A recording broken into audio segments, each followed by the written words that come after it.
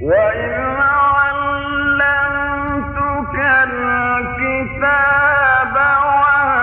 والحكمة والتوراة والإنجيل وإذ تخلق من الطين كهيئة الطير بإذني فتنفخ فيها فتكون طيرا بإذني.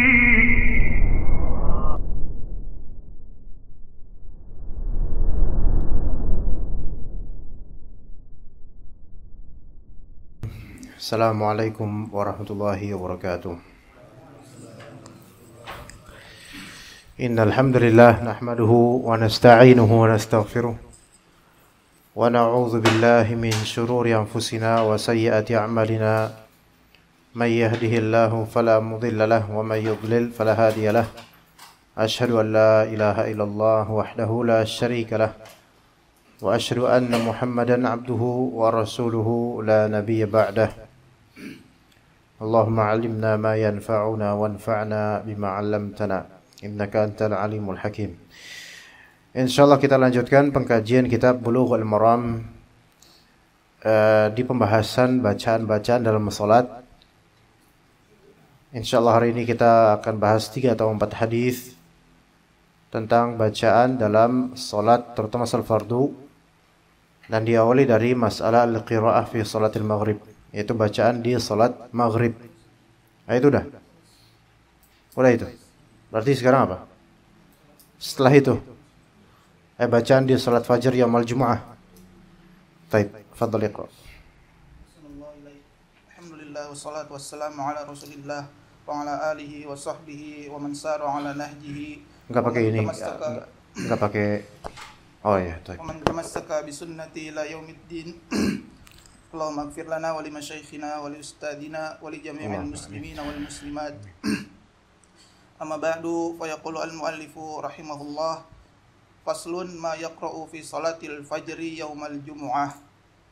An Abi Hurairah radhiyallahu anhu qala kana Rasulullah sallallahu alaihi wasallam yaqra'u fi salatil fajri yaumal jumu'ah alif lam mim tanzilu wa hal ata 'alal insan muttafaqun alaih. Walit Tabrani min hadis Ibnu Mas'ud yudimu dzalik.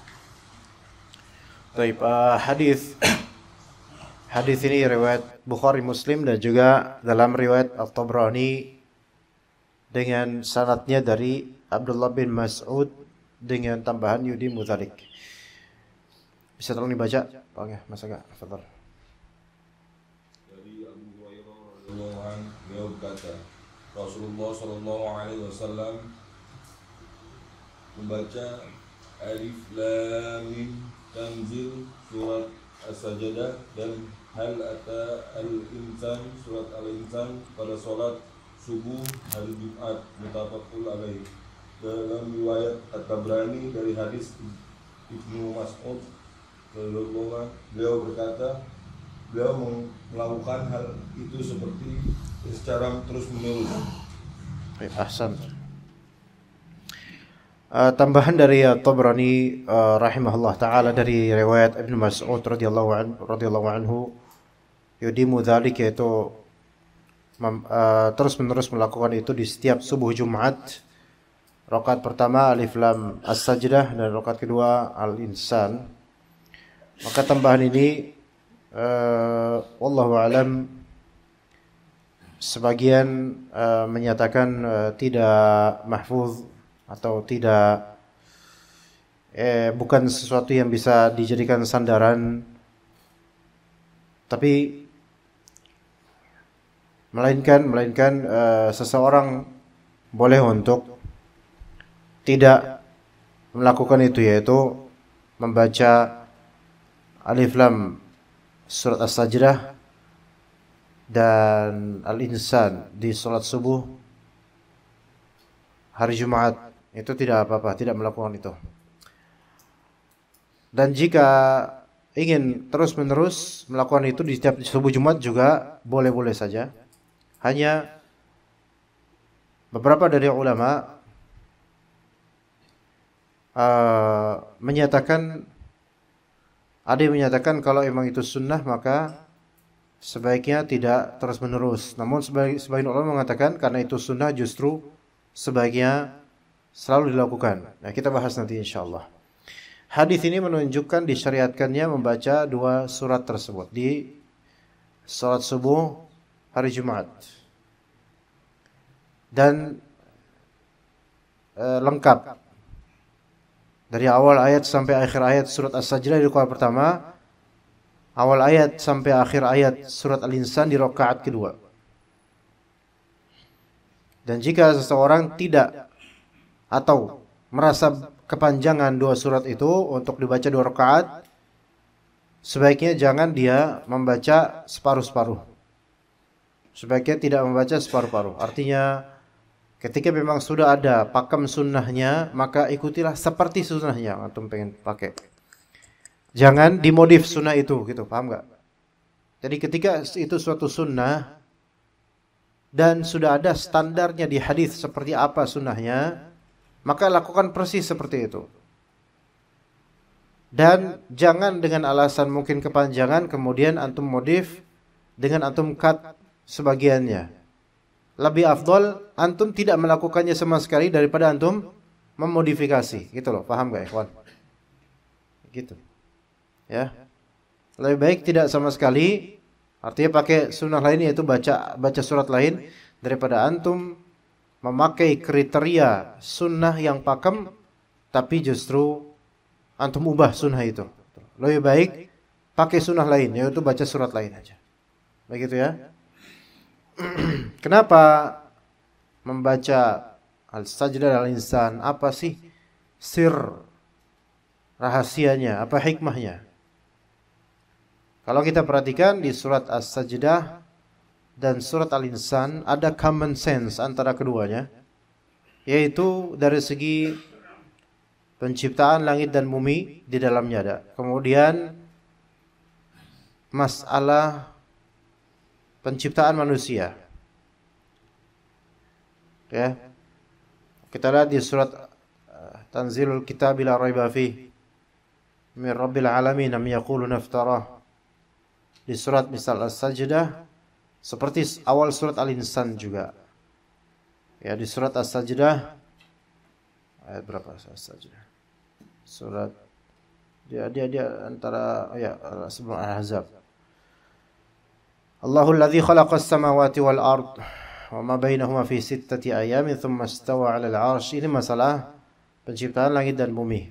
Tapi coba lihat alladzi ahsana kulla syai'in khalaqahu wa bada'a khalqal insana min tin thumma ja'ala naslahu min sulalatin min ma'in mahin thumma sawwahu wa nafakha fihi min ruhihi wa ja'ala lakumus sam'a wal absara wal afidah qalilan ma tashkurun. Kalimat ini masalah ahsana kulla syai'in khalaqa wa bada'a khalqal insana min tin adalah falal insan hal ata 'al insani hinun min ad-dahri lam yakun syai'an madhkura inna khalaqnal insana min nutfatin amsyajin nabtalihi faja'alnahu gimana? Sami'an basira. Baik, ini ada keserupaan di sini. Wa ja'alakumus sam'a wal absar wal afidah. Jadi masalah di sini penciptaan manusia komplit, manusia nikmat kepada untuk manusia. Ya. Begitu. Itu diantara common sense yang ada di 2 surat mulia ini. Dan penciptaan langit dan bumi, penciptaan manusia itu Nabi Adam alaihissalam, seperti dikeluarkannya Nabi Adam dari surga untuk diturunkan ke alam dunia ini, thumma ja'ala naslahu min sulalatin min ma'in mahin. Naslahu, nasl itu apa? Offspring, keturunan setelah Nabi Adam. Nasl. Ya. Dari apa? Dari air mani. Nabi Adam alaihissalam tercipta dari tanah. Thumma ja'ala naslahu min sulalah min ma'in mahin. Keturunan Nabi Adam di bumi ini dari air mani. Setelah Nabi Adam alaihissalam dia ada dari air mani. Ya. Inna Inna khalaqna min nutfatin amsyajin. Nah, sama seperti ini penciptaan dari setetes air mani. Taib, diturunkan Nabi Adam alaihissalam ke bumi ini dan kemudian dijadikan ada keturunan. Juga di surat As-Sajdah maupun Al-Insan ada singgungan tentang hari kiamat. As-Sa'ah, tentang hari kiamat. Dan semua itu sebenarnya kalau kita perhatikan penciptaan langit bumi, kemudian diturunkan dari surga ke alam dunia, kemudian terjadi hari kiamat dan hal lain. Itu semua ada kaitannya dengan hari Jumat. Ada kaitannya dengan hari Jumat agar kita teringat di hari Jumat ini. Originnya kita dan juga kembalinya kita ke Allah nanti di hari kiamat. Di surat As-Sajdah. Surat As-Sajdah ini ikhwan,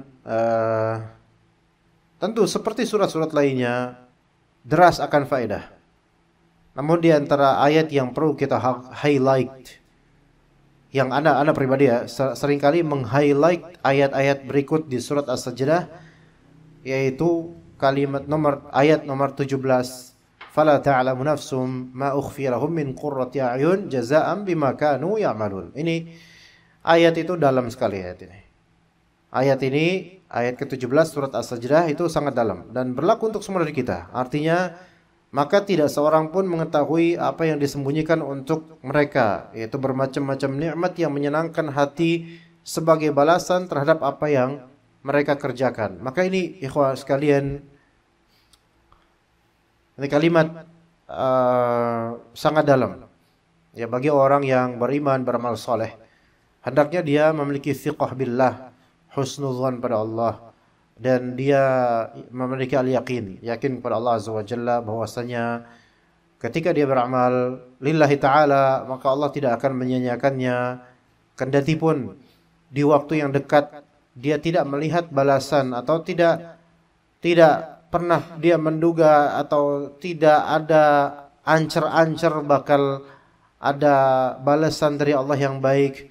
Tapi fala ta'lamu nafsum ma ukhfiya lahum min qurrati a'yun. Berarti qurratu a'yun yaitu sesuatu yang menyenangkan hati sebagai balasan amal kita itu kerap kali ukhfiya lahum. Itu apa? Disembunyikan oleh Allah Azza wa Jalla.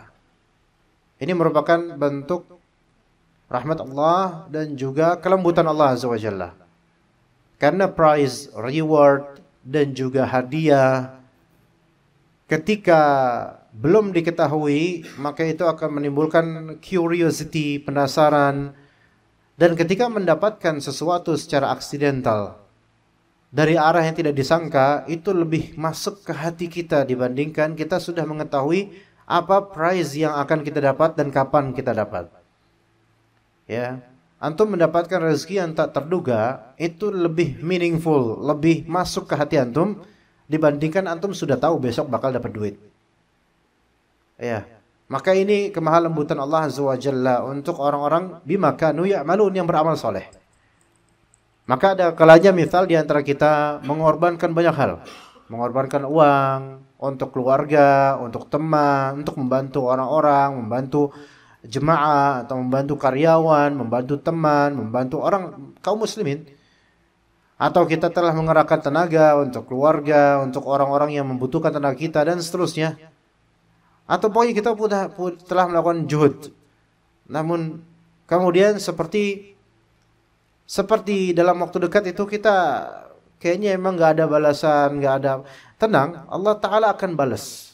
Dan hendaknya kita simpan keyakinan kita bahwasanya one day, one time Allah Subhanahu wa Ta'ala pasti akan memberikan reward pada kita. Dan ketika antum menyimpan keyakinan dan iman itu terhadap Allah Azza wa Jalla, thiqah billah, percaya sama Allah, di saat antum kena musibah, wallah antum akan tenang. Karena apa? Karena antum yakin Allah Subhanahu wa Ta'ala akan tolong antum. Allah Subhanahu wa Ta'ala tidak akan menyelisihi janjinya. Yakin banget itu. Dan seseorang kadang-kadang ketika dia beramal soleh, baik yang bersifat intransitif yaitu untuk pribadinya saja, atau yang bersifat transitif yang membutuhkan objek untuk dia dermakan misalnya, Kadang Allah uji kemudian setelah membantu orang, setelah melakukan hal yang baik buat orang, Allah uji kemudian apa? Seperti antumlah yang terzalimi kemudian. Antum yang dizalimi atau antum yang dijelekan, jadi ujian.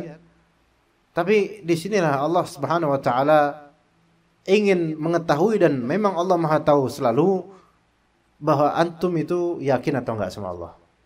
Antum percaya enggak sama Allah akan balasan Allah, atau jangan-jangan ujian-ujian ini melunturkan keyakinan antum. Di situ diuji oleh Allah Azza wa Jalla. Maka ingat ayat ini, fala ta'lamu nafs ma ukhfiya lahum min qurrati a'yun jazaa'an bima kanu ya'malun.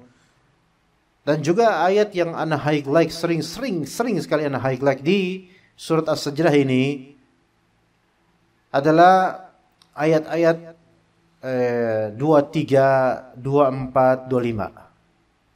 23, 24, 25 bagaimana Nabi Musa alaihissalam, yang mana beliau kayak sendiri-sendiri banget. Kalaupun ada rekan atau partner dakwah Nabi Harun alaihissalam, tapi tetap Nabi Musa yang paling sering dizalimi atau dikucilkan oleh kaumnya sendiri.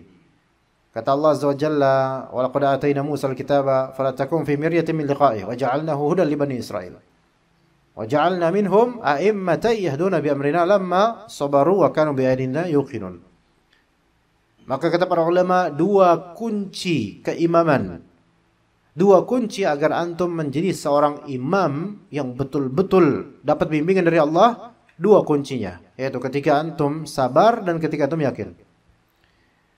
Nah, di sini semua dari kita umumnya kepala keluarga, kecuali yang masih jomblo insya Allah jadi kepala keluarga. Tapi kita ini pemimpin, laki-laki pemimpin. Pemimpin membutuhkan dua, sabar dan yakin. Sabar dan yakin. Apalagi dengan keadaan ekonomi zaman sekarang. Seseorang ketika dia sabar, berarti dia telah menahan dirinya dari hal-hal yang dibenci oleh Allah Azza wa Jalla. Tindakan korupsi lah, menzalimi orang dan seterusnya. Dia menahan diri, sabar. Tapi dia juga punya keyakinan bahwasanya Allah Ta'ala akan memberikan yang terbaik buat dia. Maka seorang imam baru dikenal sebagai imam ketika dia punya kesabaran dan keyakinan. Kesabaran dan keyakinan.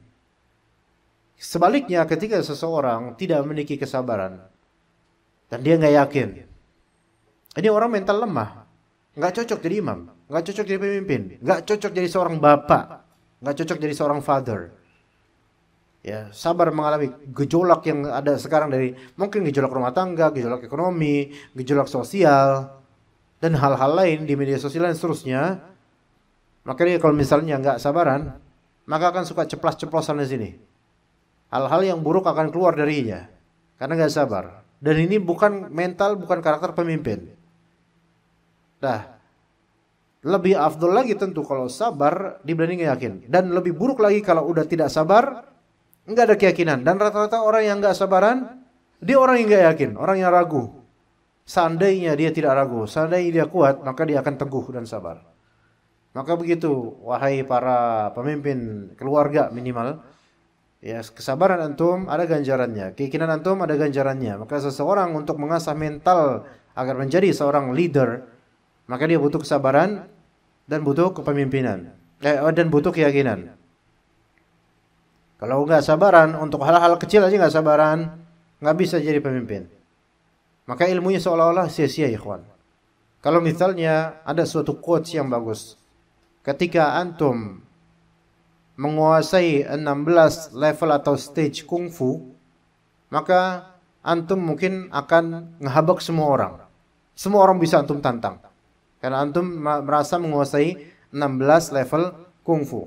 Tapi ketika antum telah menguasai 36 level kungfu, maka antum tidak akan mau waste your time atau menyia-nyiakan waktu antum hanya untuk meladeni orang yang dengan konyolnya nantangin antum. Paham gak maksudnya, ikhwan? Kalau antum telah memfulfill ilmu yang tinggi, antum nggak bakal bergemik dengan tantangan orang-orang makhluk-makhluk kecil yang konyol untuk nantangin antum. Lihat orang-orang besar, mereka bersabar dengan celotehan dari netizen, celotehan dari orang-orang kecil yang ngejelek-jelekin. Mereka nggak nanggepin. Karena nanggepin orang-orang seperti ini sama dengan mendowngrade kapasitas dan kualitas dirinya. Harus sabar, diamin aja, harus sabar. Maka masalah-masalah kecil di kehidupan ini, kalau antum punya jiwa leadership yang bagus, kepemimpinan bagus, itu bisa disabari. Nah, ajaibnya dalam Islam kesabaran ini akan meningkatkan menjadi keimaman dan pahalanya banyak. Kemudian yakin pada Allah, dan kata Allah, inna rabbaka huwa yafsilu bainahum yaumal qiyamati fima kanu fihi yakhtalifun. Rabbmu lah yang akan menghakimi apa-apa yang menjadi perselisihan siapapun itu. Kan Allah Ta'ala yang akan yafsil, menjadi hakim penengahnya.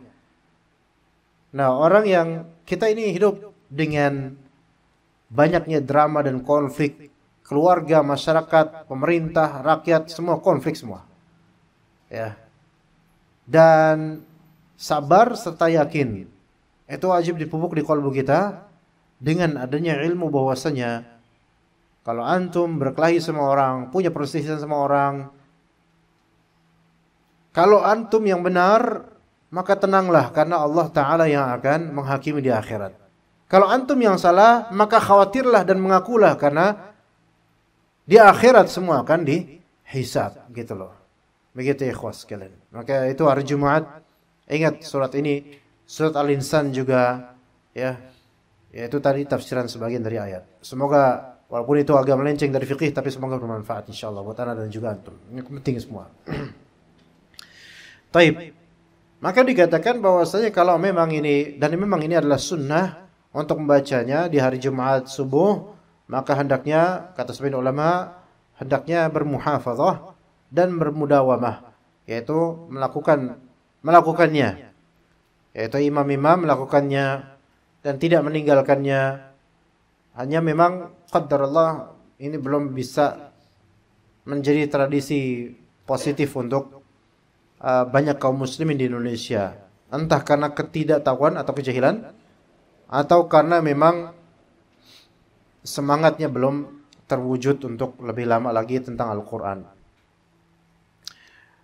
Taib, sebagian dari mereka, sebagian dari imam mentafriq atau membagi surat As-Sajdah untuk rakaat pertama dan kedua, setengah-setengah. Surat Al-Insan kadang di Jumatan lain, di subuh Jumat lain, setengah-setengah juga. Satu rakaat pertama, setengah Al-Insan, rakaat kedua setengah Al-Insan. Dan ini, wallahu alam, ini tidak sesuai dengan sunnah dan sebaiknya jangan seperti ini. Mendingan baca yang lain aja daripada memodif sunnah Nabi sallallahu alaihi wasallam. Taib.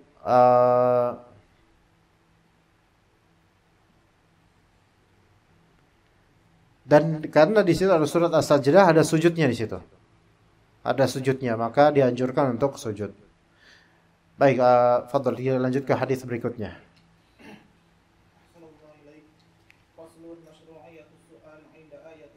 صلاة النفل عن حذيفة رضي الله عنه قال صليت مع النبي صلى الله عليه وسلم فما مرت به آية رحمة إلا وقف عندها يسأل ولا آية عذاب إلا تعوذ منها أخرجه الخمسة وحسنه الترمذي. Oke, baik, fadhal dibaca. Dari Hudzaifah radhiyallahu anhu, beliau berkata, aku telah sholat di belakang Nabi Shallallahu Alaihi Wasallam. Tidaklah beliau membaca ayat rahmat, melainkan beliau berhenti padanya dan memohon, dan tidaklah beliau membaca ayat azab, melainkan beliau memohon perlindungan darinya. Diriwayatkan oleh Imam yang 5 dan dihasankan oleh At-Tirmidzi. Baik, ahsan. Hadis ini aslinya awalnya punya asal dari riwayat Muslim. Cuman versi mukhtasar, versi ringkasnya itu ada di kitab-kitab sunan. Taib, hadis ini aslinya agak panjang. Dari Hudzaifah bin Al-Yaman radhiyallahu anhu, beliau bercerita, "Shallaitu ma'an Nabi sallallahu alaihi wasallam dzata lailatin." Saya salat bersama Nabi SAW di suatu malam, itu salat apa? Salat tahajud. Salat malam, salat tahajud. Faftatahal Baqarah. Maka beliau memulai rakaat pertama dengan surat Al-Baqarah. Maka faqultu, Aku berfirasat yarka' indal mi'ah. Wah, surat Al-Baqarah ini baca nih.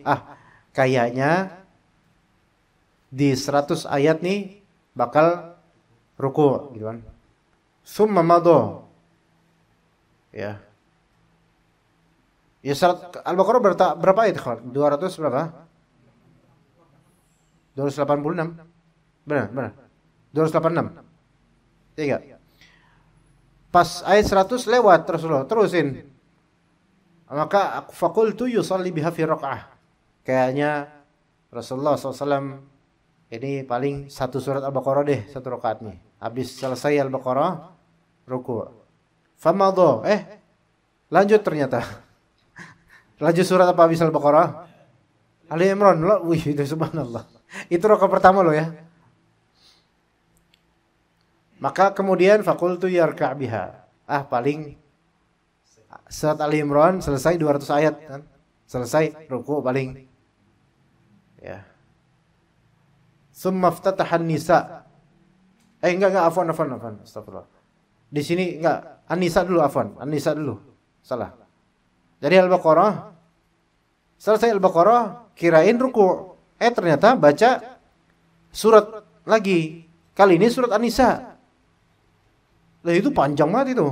Surat An-Nisa. Nah, kemudian baca lagi surat apa? Ali Imran dibalik ya. Al-Baqarah, terus An-Nisa, terus Ali Imran. Yaqra' mutarassila. Bacanya bacaan santai, bukan yang cepat. Gimana? Antum dengan Syekh Suraim aja baca Al-Baqarah itu bisa sejam lebih. Subhanallah. Ini berapa tuh? Dan ini bacanya santai. Syekh Suraim kan bacanya agak cepat. Ini bacanya santai. 3 jam lebih 3 jam. 1 rakaat ikhwan. Dan antum jadi makmum. Ya. Tapi bagi orang ketika itu, this is not joke gitu. Ini bukan candaan, mesti bagi orang ketika itu mereka bisa sabar. Ini nggak masuk ke logika kita, nggak masuk ke logika karena kebiasaan kita tuh jauh berbeda dengan mereka dan pressure zaman sekarang amas dulu dari segini beda. Ya, antum tanya anak-anak sekarang Gen Alpha, Pak, Bu, dulu nggak punya HP, ngunjungin ke rumah temen kok bisa ketemu? Itu nggak masuk akal logika anak-anak sekarang. Pakai dukun apa dulu kok hebat banget orang-orang dulu. Ya, coba antum dulu kan ngerasain nggak punya HP era sebelum tahun 2000 lah. Atau 2000-an awal coba. Ke rumah temen itu bisa jarak 1 kilo tuh. Padahal temen belum tentu ada di rumahnya. Antum samperin rumah temen. Cuman buat apa? Manggil temennya supaya main. Ardi, paling gitu namanya. Manggilnya gitu paling gitu. Anak Jabodetabek rata-rata gitu manggilnya. Kalau anak Sunda apa namanya, Sunda pedalaman gitu, pakai nada. Jokowi, siapa namanya? Siapa nama antum? Siapa nih? Siapa? Vicky gitu. Panggil kayak gitu. 1 kilo jalan ke rumah temen tuh. Ampe sono, ortunya bilang, Vicky lagi tidur. Udah balik lagi. Itu bagi anak zaman sekarang itu, masa ada orang sesulit itu hidupnya gitu loh. Tapi bisa. Kalau sekarang kan udah apa? Ngumpul yuk, kongko yuk. Di red doang baper. Sekarang gitu. Dibaca centang biru doang nggak dibalas baper langsung.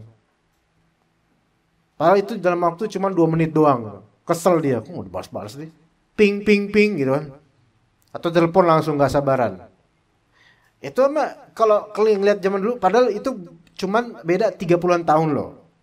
Lah ini 1400 tahun. Maka kalau misalnya ada sahabat Hudzaifah bin Yaman atau lainnya jadi makmum sholat malam ini malam hari, terus Rasulullah baca Al-Baqarah, kemudian An-Nisa, kemudian Ali Imran, dan ini betah-betah aja. Lah itu emang logika zaman ketika itu. Itu emang kondisi zaman itu bisa seperti itu. Kalau sekarang Satu halaman aja udah kemana-mana pikiran antum. Satu halaman udah kemana-mana pikiran antum. Udah nggak fokus lagi kayak ini. Itulah mengapa kita bisa belajar di sini, ikhwan. Orang-orang barat sekarang itu banyak kemudian mereka saintis, mereka dari segi para psikolog, orang-orang psikolog ya, dan juga saintis, mereka menggabungkan antara masalah psikologi berkaitan dengan fokus, juga masalah saintifik berkaitan dengan kesehatan, dengan mental, dan dengan nutrisi. Itu di blending sekarang tidak sedikit yang mulai membincangkan problem zaman sekarang, yaitu apa? Focusing dan satisfying. Masalah fokus dan masalah kepuasan diri dan kebahagiaan diri dalam fokus itu. Antum bisa fokus 10 menit membaca, antum sudah sangat bahagia, dan itu sesuatu yang di zaman dahulu itu enggak hanya 10 menit, sejam orang bisa baca, 2 jam orang bisa baca, 3 jam bisa baca, 4 jam bisa baca. Antum coba lihat buku namanya Qimatuz Zaman Indal Ulama. Ya. Ada terjemahannya, tapi terjemahannya ringkasan rata-rata. Karya Abu Fattah Abu Ghuddah. Tapi ini ulama ini sebenarnya menyimpang di beberapa masalah akidah. Cuman di buku ini Qimatuz Zaman Indal Ulama, antum akan mendapatkan cerita-cerita ulama-ulama zaman dulu, bagaimana mereka tuh baca buku tuh satu hari itu kayak seolah-olah 23 jam untuk baca buku. Sampai disuapin, sampai ke kamar mandi pun minta pembantunya untuk bacain buku buat dia. Nggak mau menyisakan waktu sedikit pun. Kalau sekarang susah, ikhwan. Banyak banget distraction kalau sekarang. Banyak pengalihan sekarang, awarid terlalu banyak. Makanya kalau misalnya antum menemukan salah satu ikhwan pengajian, dia bisa setengah jam baca kitab, fokus, itu udah top baik TOP BGT. Karena apa? Ini prestasi yang dulu orang-orang ini 30 menit baca buku aja udah dibilang hebat. Orang zaman dulu 10 jam bisa baca buku konsisten fokus. Karena problematika sekarang kita ini bukan fasilitas. Kalau problem orang zaman dulu apa? Fasilitas. Problem sekarang kita ini apa? Fokusnya. Being satisfied-nya. Merasa puasnya itu yang memang low banget. Gitu. Ya, maka focusing kita harus belajar fokus. Karena itulah ikhwan, masih sangat vital belajar offline kayak gini. Masih sangat vital. Antum kalau belajar HSI, bagus. Tapi kalau hanya itu, dan sekarang banyak ya ikhwan pengajian, ikhwan akhwat itu yang belajar HSI, bagus. Online, bagus. Tapi yang versi yang cuma di aplikasi yang dia bisa spare time lah pokoknya. Tapi itu enggak melatih untuk betul-betul fokus. Enggak. Perlu betul-betul ke majelis ilmu. Karena itu yang sekarang mulai orang banyak kekurangan itu. Perlu seperti ini, bisa fokus seperti ini perlu. Ya.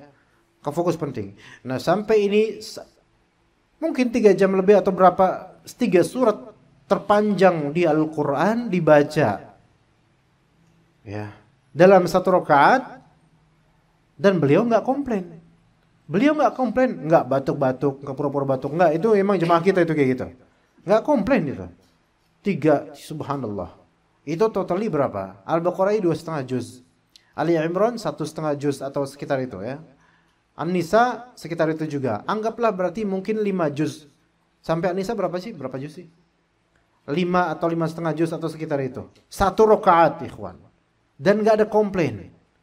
Dan ajaibnya, anak tambahin lagi, idza marra bi ayatin fiha tasbih sabbah. Jika Nabi SAW membaca ayat yang di dalamnya ada pemujaan, ada pensucian Allah, tasbih, maka beliau mengucapkan subhanallah. Artinya ada momentum pausing ayat dan kemudian bertasbih. Wa idza marra bi su'alin sa'al. Ketika melewati ayat-ayat doa, beliau pun berdoa. Pausing lagi, jeda lagi, doa beliau. Wa idza marra bi ta'awudzin ta'awwadz. Jika beliau melewati ayat meminta perlindungan pada Allah, maka beliau pun kemudian pausing dan meminta perlindungan pada Allah. Berarti bukan serta-merta hanya ayat saja dibaca, melainkan sampai sini berhenti sebentar, baca sesuatu gitu. Di sholat sunnah ya. Tsumma raka'a, kemudian beliau ruku', faja'ala yaqul subhana rabbil azim. Fakana ruku'uhu nahwan min qiyamih. Ruku'nya itu enggak terlalu jauh durasinya sama berdirinya. Gitu. Tsumma qala sami'a Allahu liman hamidah, kemudian membaca sami'a Allahu liman hamidah. Tsumma qama tawilan qariban mimma raka', kemudian berdiri i'tidal. Itu enggak jauh beda seperti beliau ruku durasinya. Tsumma sajad, kemudian sujud subhanallah a'la. Fakana sujudu qariban min qiyami, maka sujudnya itu dekat dengan waktunya seperti waktu berdiri. Subhanallah ini. Ya mungkin mana mungkin, ya mungkin ente aja enggak di zaman itu. Enggak mungkin Hudzaifah al-Yaman berbohong dalam konteks ini, enggak mungkin. Itulah ikhwas sekalian, kita ada pelajaran juga sini. Hadis-hadis ini memang akan menerbitkan hukum syar'i, betul. Tapi ternyata antum ketika mempelajari hadis sama dengan mempelajari sirah juga sebenarnya. Mempelajari perbuatan Nabi SAW sama dengan antum mempelajari sirah Nabi. Dan namanya sirah Nabi kan di zaman itu. Antum bisa mengcompare antara zaman itu dengan zaman sekarang.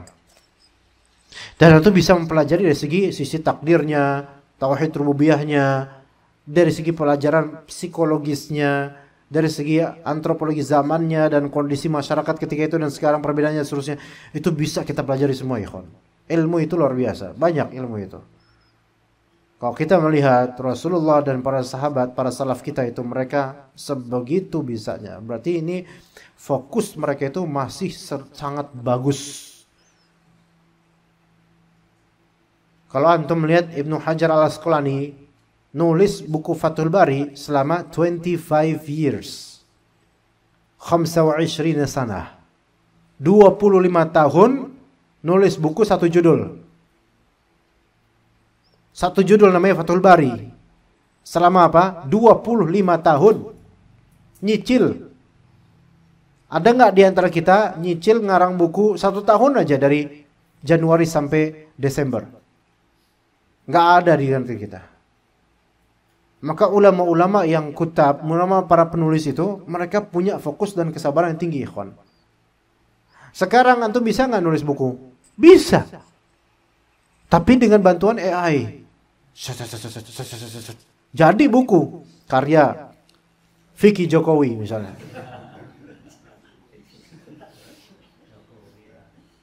Misalnya. Gak tahu, anak kalau lihat antum tuh ingat Jokowi ya, gak tahu kenapa. Nah, tapi apakah itu worth it, bernilai? Enggak, itu bukan karya antum. Maka fokus, ikhwan. Belajarlah fokus, bekerja fokus. Padahal Islam itu sudah mengajarkan kita untuk bisa fokus dan teratur dengan sholat. Itu tarbiyah buat kita untuk fokus dan teratur. Taib, kemudian hadis ini menunjukkan bahwasanya hendaklah seorang yang sholat untuk mentadabburi apa yang dia baca.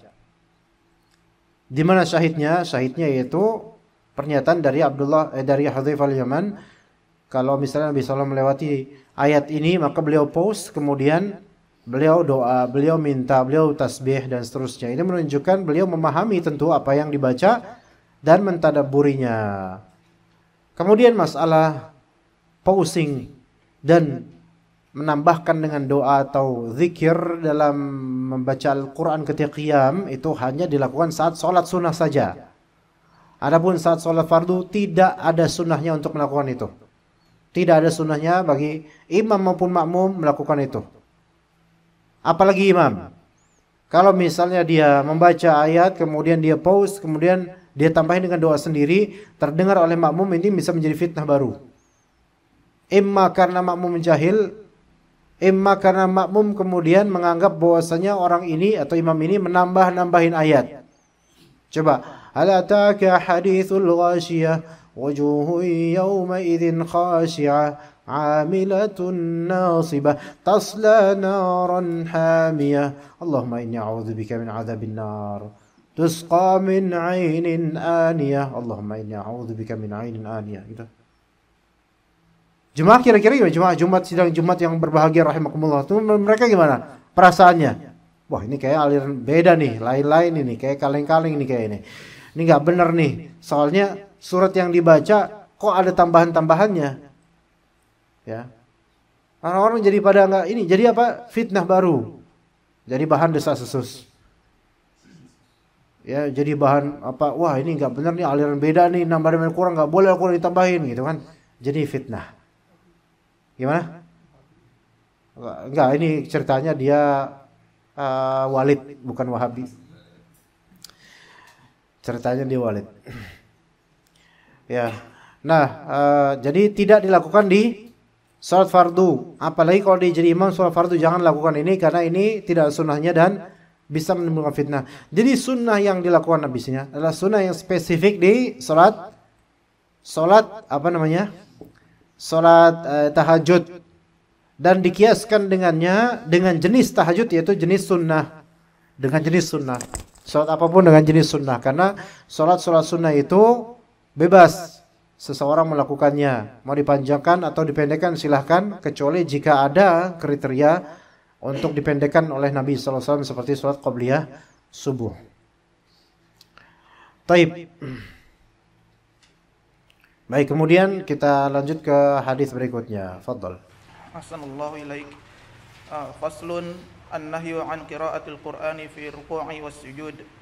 An Ibnu Abbas radhiyallahu anhuma qala Rasulullah sallallahu alaihi wasallam ala wa inni nuhitu an aqra'al Qur'an raki'an aw sajidan. Fa amma ar-ruku' fa'azzimu fihi rabba wa amma as-sujud fajtahidu fid du'a. Faqaminun an yustajaba lakum, rawahu Muslim. Ya, fadhal Iqra. Ini baca. Dari Ibnu Abbas radhiyallahu anhu beliau berkata, Rasulullah sallallahu alaihi wasallam bersabda, "Ketahuilah, sungguhnya aku dilarang membaca Al-Qur'an pada saat ruku dan sujud.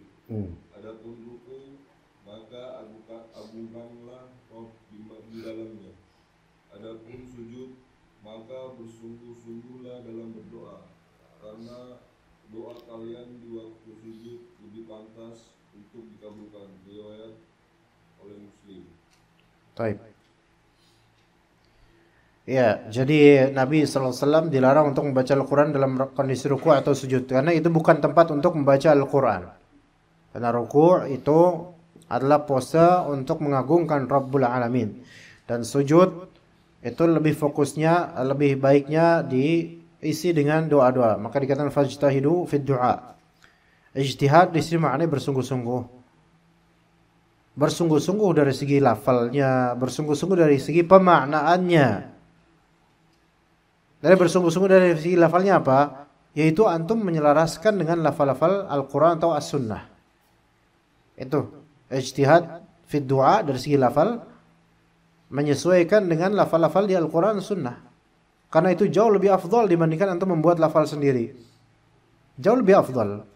Maka seorang talibul ilm, walaupun dia nggak bisa bahasa Arab, namun dia berjuang untuk menghafal doa-doa yang dia pengen isi sujud dia dengan doa-doa itu. Itu Masya Allah itu antum.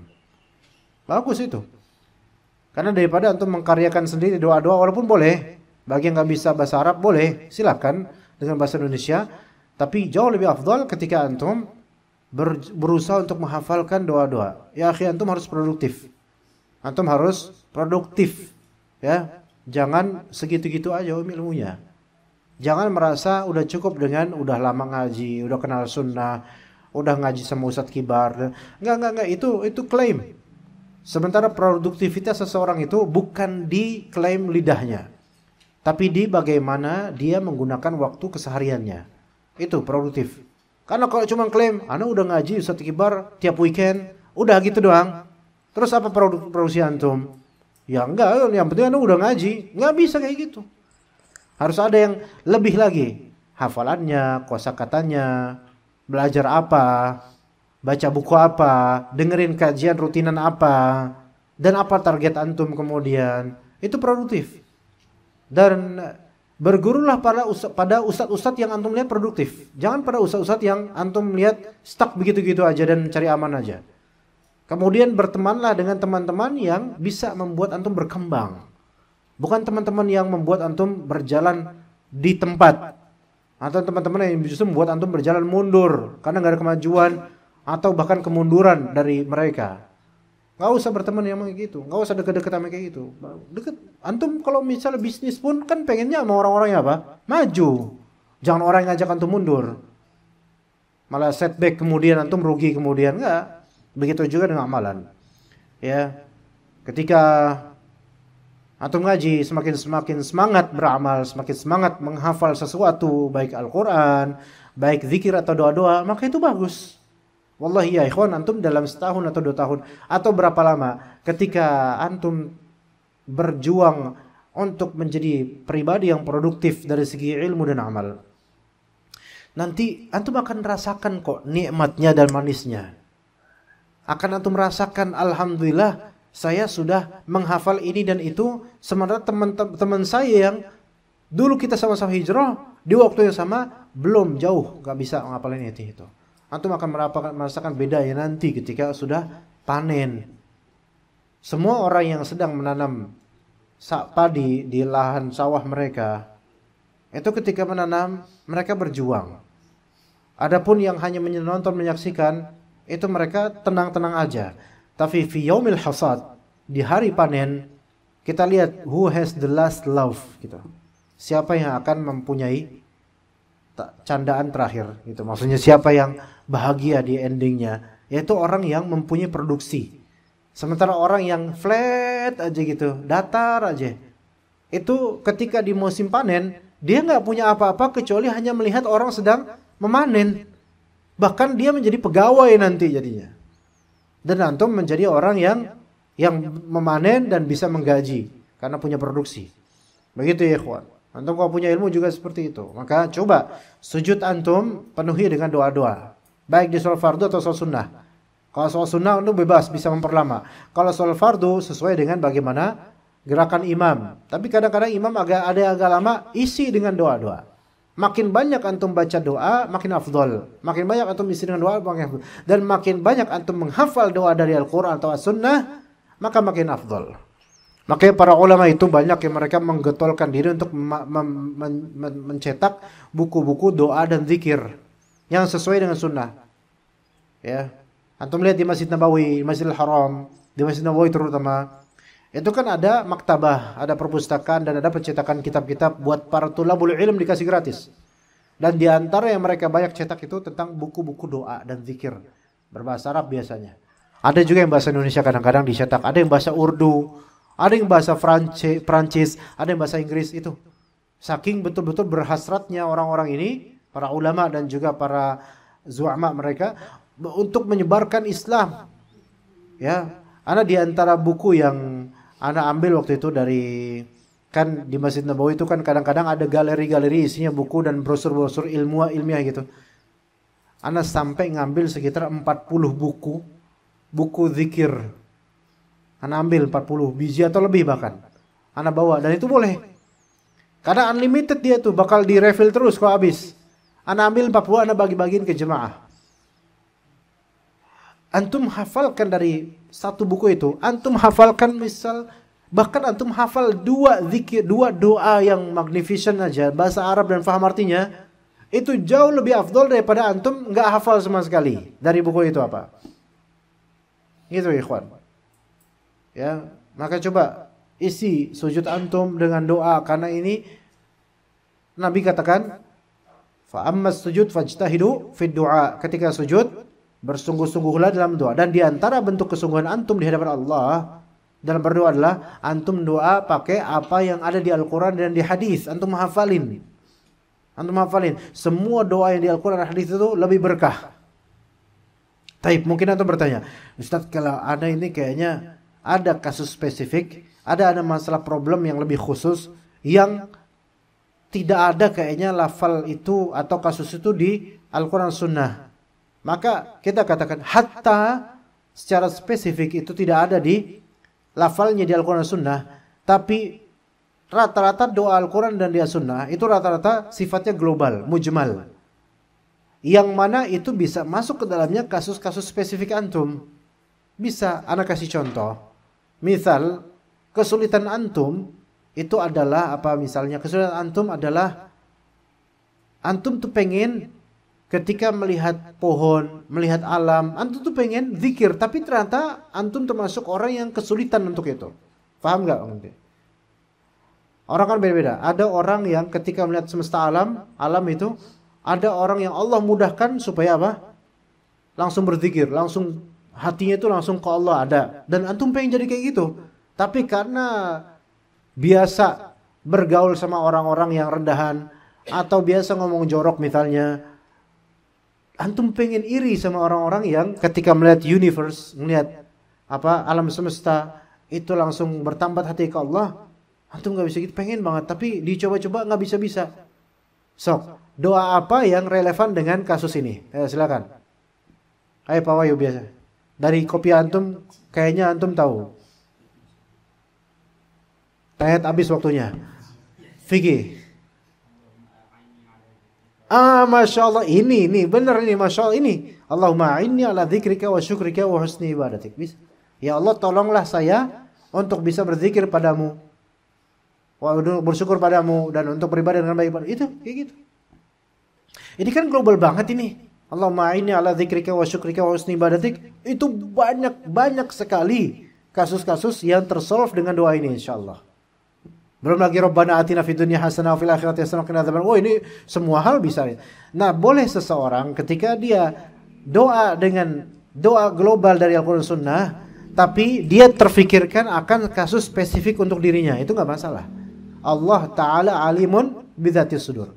Ada sekalinya zikir atau doa qauli lisani, tapi ada juga di kalbunya itu bahasa lain yang Allah Ta'ala lebih faham. Allah Ta'ala tahu. Begitu ya ikhwan. Ya. Itu lebih afdol dibandingkan antum pakai bahasa antum. Indonesia. Ya boleh, itu boleh. Kalau emang antum bisa begitu boleh, fadl. Tapi bagi orang yang pengen betul-betul mengupgrade ilmu dan kualitas amalnya, maka hendaknya dia memperbanyak menghafal doa yang di Al-Quran dan di As-Sunnah. Baik, faqaminun an yustajaba lakum, maka qamin di sini maksudnya sifat ya, sangat-sangat bisa dijawab doa ketika lagi sujud, baik salat sunnah maupun salat fardu. Jadi pas ruku' dia mengagungkan Allah, pas sujud dia meminta pada Allah. Oleh karena itu dilarang ruku' dan sujud kecuali hanya kepada Allah Subhanahu wa taala. Karena ini adalah pose spesial untuk mempertunjukkan penghambaan dan pembudakan diri, yang itu hanya boleh kita lakukan penghambaan dan pembudakan diri itu kepada Allah Subhanahu wa taala. Nah, masalah kemudian tadi Ana sangat menganjurkan ke kita semua untuk berdoa dengan Al-Quran, dengan doa yang ada Al-Quran. Tapi kan di sini kan nuhi itu, saya dilarang untuk membaca Al-Quran. Faham nggak di sini kontradiktifnya? Coba doa di Al-Quran apa yang tercontoh? Rabbana atina fid dunya hasanah wa fil akhirati hasanah wa qina adzabannar. Di surat Al-Baqarah ada itu. Antum boleh nggak doa pakai bacaan tersebut yang di Al-Quran itu di sujud antum? Boleh nggak? Boleh. Jawabannya karena diniatkan untuk doa. Bedakan antara tilawah dengan zikir atau doa. Bedakan antara tilawah dengan zikir atau doa. Tilawah ini betul-betul spesifik meniatkan untuk membaca Al-Quran saja. Adapun tilawah, adapun zikir atau doa, maka ini kontekstual dengan zikir atau minta, bukan dalam rangka membaca. Makanya orang junub boleh doa nggak? Orang junub boleh. Orang junub boleh doa? Boleh. Masa karena kamu junub nggak boleh berdoa? Nggak, dia boleh doa. Lah, terus kalau dia berdoa tapi mengambil dari ayat Al-Quran, boleh nggak?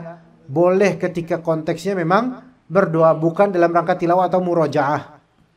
Gimana bisa paham di sini, ikhwan? Ya seperti itu. Baik. Ya, mungkin kita cukup aja dulu sampai sini. Barakallahu fikum jami'an. Semoga bermanfaat buat ana dan juga antum. Wa sallallahu ala nabiyyina Muhammad wa ala alihi wa sahbihi ajma'in. Subhanakallahumma bihamdika asyhadu an la ilaha illa anta astaghfiruka wa atubu ilaik. Assalamualaikum warahmatullahi wabarakatuh.